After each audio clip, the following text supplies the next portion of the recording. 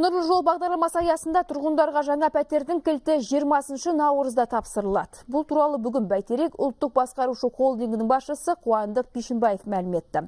Холдинг басшысының айтуынша, қазірдің өзінде Астана, Алматы, Көкшетау, Семей және Қостанай қалаларында жалпы көлемі 76,5 мың шаршы метр болатын 1357 пәтер сатып алынған. Бұл баспаналар наурыз айында тұрғындарға теңдей бөлінетін болады. Сонымен қатар осы жылдың соңына дейін арендалық пәтерлерді сатып алу және салу бойынша нақты жоспар жасақталған.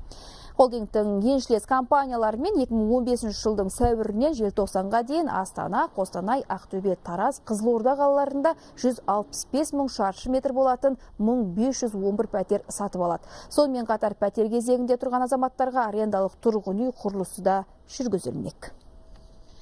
Қазақстан Республикасының ұлттық қорынан Бәйтерек холдингіне 145 миллиард теңге бөлінген болатын.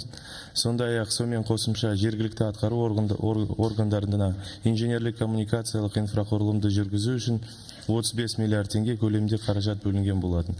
Бәйтерек холдингге 92,5 миллиард теңге биылғы жылғы бөлінсе, қалған 52,5 миллиард теңге 2016 жылында бөлінбек.